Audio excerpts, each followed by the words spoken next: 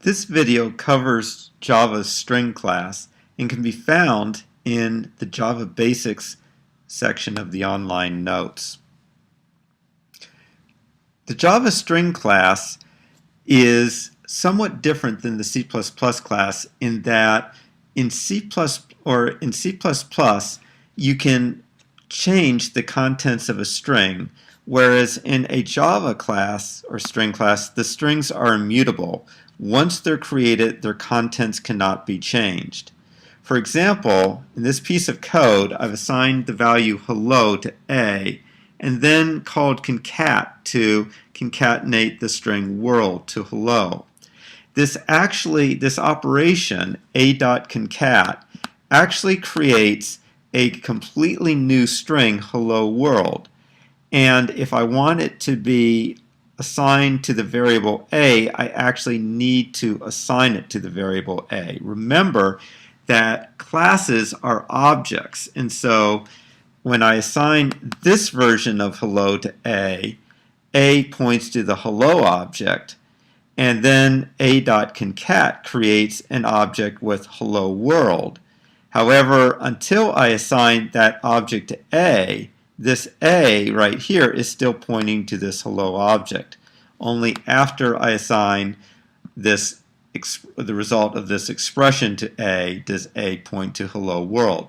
Notice I do not have to deallocate this hello object. It will automatically be reclaimed by the garbage collector since no variable references this hello object anymore. When you compare strings in Java, you have to compare them using either the equals method or the compare to method. It does not work to use the operators like greater than or less than or equal as you could do in C++. If you do that, then Java will use pointer comparisons and you will not get the answer that you hope for. So if you want to check whether two strings are equal, use equals. If you want to check to see whether they are in lexicographic order, use compare to. So equals returns true false.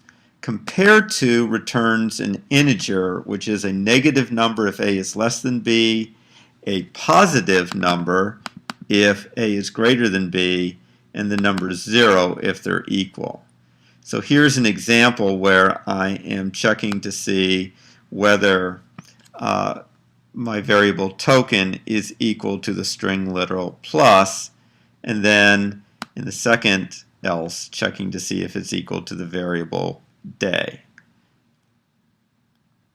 Since strings are immutable, you sometimes still want to be able to modify strings in place. Like if I'm in a graphical interface and I'm typing into a text box, it's really inefficient if I'm going to create a new string with each character that I type. In fact, if you think about it, if there's n characters in the string ultimately, and I'm creating a new text string for each new character, I'd end up with order n squared characters or bytes being allocated, which is pretty wasteful of memory when I only need order n. So if I'm going to be modifying a string and ultimately I just want the end product, use either a string builder or string buffer class. The string builder was designed to work with single-threaded applications. It's faster than string buffer. String buffer works with multiple threaded applications. The two classes are interchangeable in the sense that they support the same API. I would suggest using string builder in the first part of this class. Later, when we get to concurrency, you'll need to use the string buffer class.